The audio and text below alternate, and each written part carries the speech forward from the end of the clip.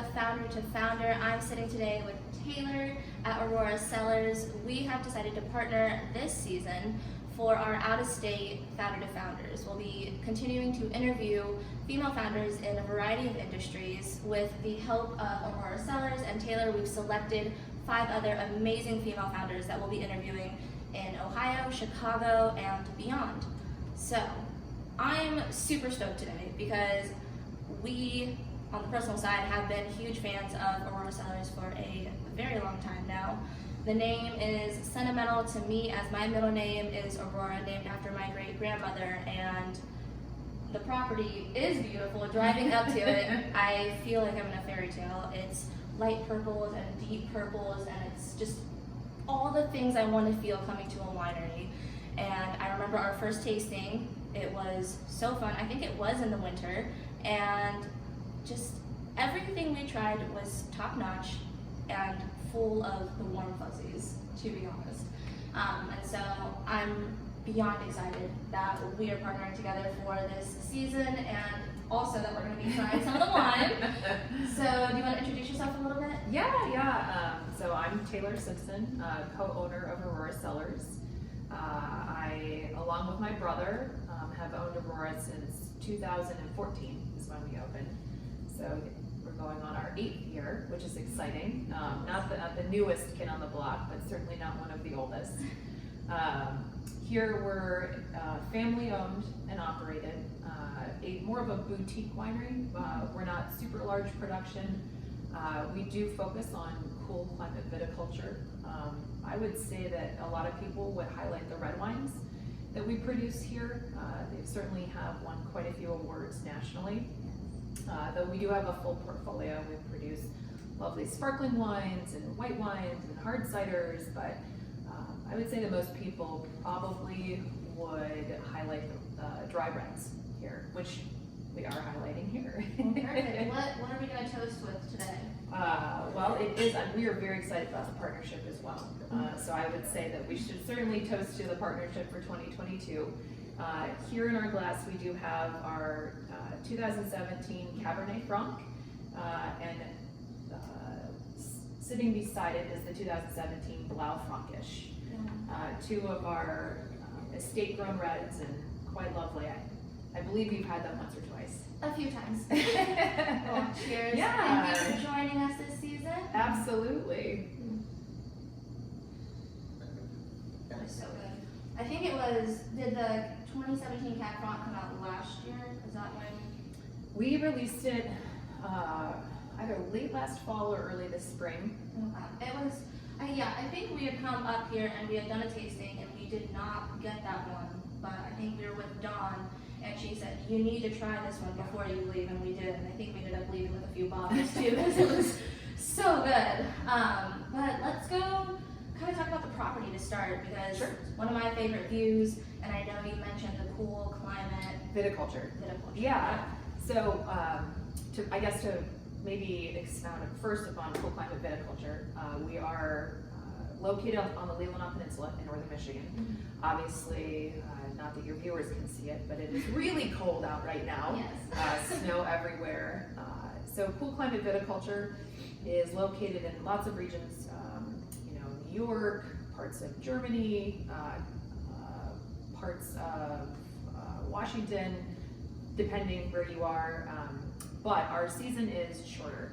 We obviously have a lot of snow here that actually helps insulate the vines. What we're able to produce best in a cool climate growing region are excellent sparkling wines, highly aromatic, dry, crisp, refreshing whites, little higher in acid, lower in alcohol, reds that are also lighter in body, higher in acid, fruit forward, very elegant and nuanced, and rosés. All of these together really make for excellent food wines. The wines in this growing region really want food. You make, which is great because we live in a farming community. So you want to pair these wines with food from the region, and of course lots of other regions as well. Yeah. That being said, why this property we feel is so special, and that drew us, my brother and myself, to it, is that it's really it's a gem within the Leelanau Peninsula. It's really unique in that The entire property is, the top layer is all hard compact clay. And believe it or not, so clay soil really stresses vines. It retains water, but it forces them to dive deeper, looking for water. And believe it or not, wines that get stressed actually produce higher quality fruit. And believe it or not, it makes sense. The clay actually produces high quality reds. So all of it makes sense as to why the reds here do thrive, and in part due to the intense hand labor in taking care of the vines, but also the soil is really unique. You will not find many areas in the peninsula that have this much hard compact clay. So it's pretty awesome. You certainly have to be into dirt and the nuance of what goes into dirt and how that transcends into the fruit and the quality of the wine. But that was part of what drew my brother and myself to this unique property. As you mentioned, it is really, really pretty, but it's even more interesting if you go down below the vines. That is so cool. So when you were looking at the property, did you assess the ground and the dirt prior to? So we did have to do soil samples for quite a few reasons, but there were already some vines planted here, the Cabernet Franc and the Lemberger used for the Blaufränkisch. So it was, somebody had done their research prior to us purchasing the property. What we have continued to do is plant more red varieties that will be coming. We have, I know, that's very exciting. We have 3 acres of Merlot that should be coming on this year. We're going to plant some Gamay as well. And then this past spring, we actually filled out the hillside that you look at from the patio with 8 acres of Chardonnay. Wow. That we'll be using for sparkling wine. That's so fun. I tried the Chardonnay yesterday for the first time. Oh, yeah. That was delicious. Good. It was so wonderful. I feel like of the whites, Luminous might always be my favorite. And when you said like the aromatic, like crisp, it's so good. We at home as we try new wines, we keep a little wine book, and so we're always noting like which wines would be good on a boat on like a sunny day. That's definitely one of our favorites to take out like in the summer. It's a good boat wine. It is. It's a good boat wine. That's how you know it's a good wine. Yes, absolutely. So when you and your brother came into this venture, you had to build this brand from the ground up. Yeah, yep. So we were introduced to the property through some industry contacts. We started working with them at first to help manage their vineyards, and then we started talking and we became interested more seriously in the property, thinking about actually making a thriving winery. And so we decided what types of wines we wanted to produce, what we were going to focus on, what was going to be the feel here. It is a beautiful space, and with that, people like to be in pretty spaces. But what was really important was that we were able to produce the best wine possible and offer really welcoming, wonderful customer service. That is our focus, to make sure that people come in, they're like, oh, this space is beautiful, but that they feel like they're at home and that they're comfortable and that they're treated well, and that they want to come back. So obviously the wine has to be good for them to want to come back as well. The people make the place. I know every time we've come in and we've sat at the bar over there, or the bar here, and done a tasting, it's very welcoming, and it's sharing the knowledge of like what is going into the wines and like what you might taste, and it's never like you should know already.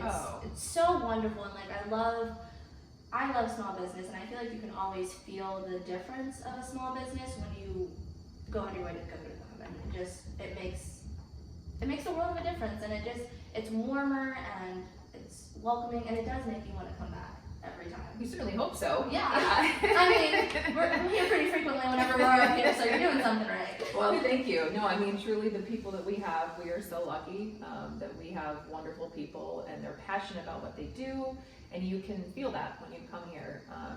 Like I said, the wines are top notch. The winemaking team puts everything that they have into them. The vineyard team, they put everything that they have. It really is teamwork, from the vineyard to the cellar, and then taking that from the cellar to our staff up here, to our sales staff, to help convey the story and educate consumers when they're coming in what makes these products unique and special. and not in an intimidating way, just here's what it is and here's the story. You know, you're going to like it or you're not. We make a lot of different wines. Chances are you're going to find something that you like.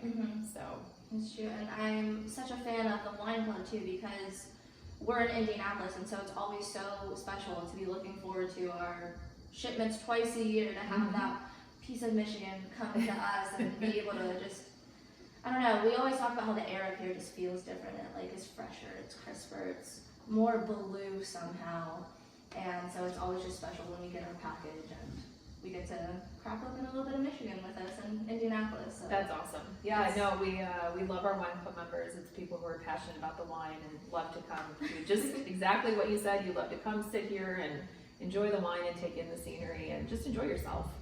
Yeah, that's what it's about. Well, I mean, aside from coming here to enjoy the wine, I know you also have the option of having your wedding here, which I think is so special, so cool. What has that been like? Kind of adding, was that always part of it? Did you more recently add that on? No, that started from the beginning. There is a beautiful Victorian farmhouse on the property, yet set kind of not far away, but far enough away from the tasting room, with a gigantic willow tree and a nice long lush lawn, and you have the backdrop of the vineyards as well. So, you know, it's nice because I think many people would love to have a vineyard wedding.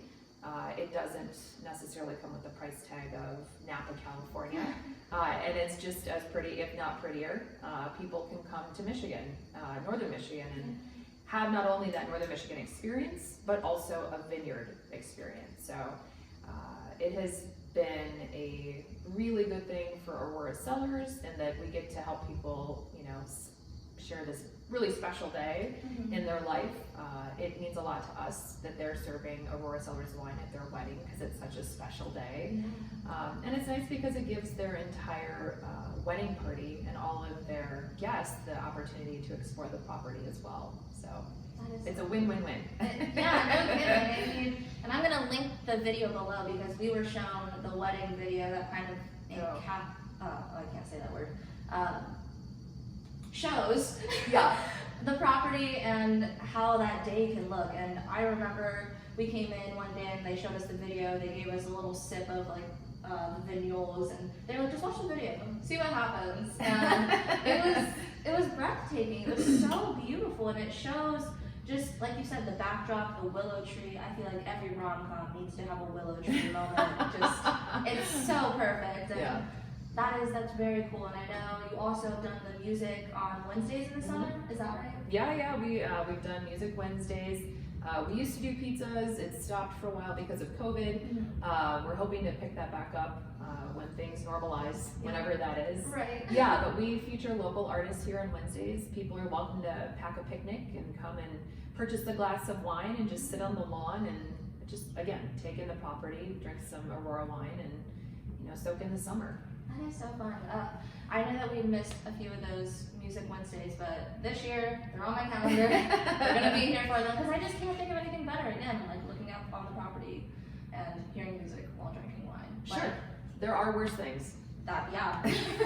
But that is very cool. Do you have a favorite part of the wine season? One. I'll give you two. Two, I guess. I focus on the front of house, so everything that's customer and sales related. Because of that, I think naturally what I love is to make sure that people have an experience with our product that leaves an impact, a positive impact, that they learn something new, that they feel incredible and welcome, and that they want to bring other people back to share that same experience because it was something unique. When I see that happening and I see people saying like, this was amazing, we had such a great time, that means that we've done our job right. Because obviously I'm very passionate about wine, growing grapes, everything really involved in the business. But if I can take what happens in the vineyard and the cellar and translate that into something that is more easily understood and people take away even a little bit of that, that makes them think like, oh, this is really unique, I want to go share that experience with somebody else, that to me just makes me really happy and love my job even more. Yeah. Oh, that is so cool. I got some chills in that. I see it in your eyes just how much that like fills your cup. That is very cool. I know, again, like I feel because we've been coming here so long, we're starting to notice like some of the differences and things that you're adding. And I know with the tastings, yesterday we got the arched wood. Yeah. That the tastings came out with the glasses in, and that was so cool. Did you recently add that, or maybe we always just sit at the bar? So Probably, yeah. No, we I don't know, maybe 2-3 years ago. Okay. Usually those are used for flights, but it's still it's fun to get a barrel stave and adds to the experience, the presentation. And our names were written on it, and it had like the wines in the order, and they were labeled as well. Perfect. It was really special. Oh, good. It was very cool. I'm glad you enjoyed it. Yeah. Yeah. So this is one of my favorite questions to ask founders. What is something you do that inspires yourself, or That inspires myself. yes? That inspires me? Or that excites me? Which?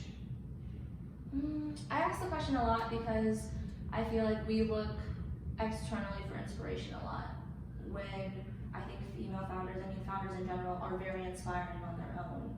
And so what is something that you do that you can step back from and be like, I did that was kind of cool with me, I feel inspired?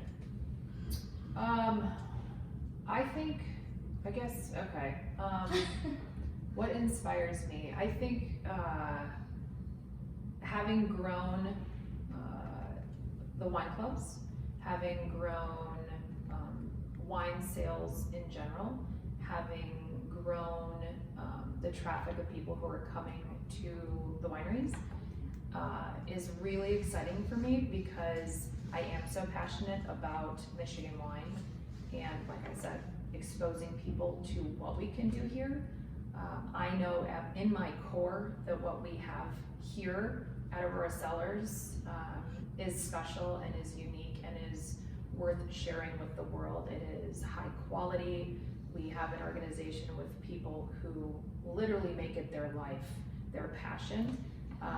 And to know that more and more people are experiencing our products and obviously coming back because they've enjoyed them, and that will continue to grow, is something that gets me up every morning and that I feel pretty proud about. Yeah, because Michigan, obviously not to you, but it's a small region that not everybody knows about in the US. And every day, the more people we can bring up to show them what we can do here is a driving factor. Until we've reached everyone and they know what we're doing here, we have one more day to get back at it.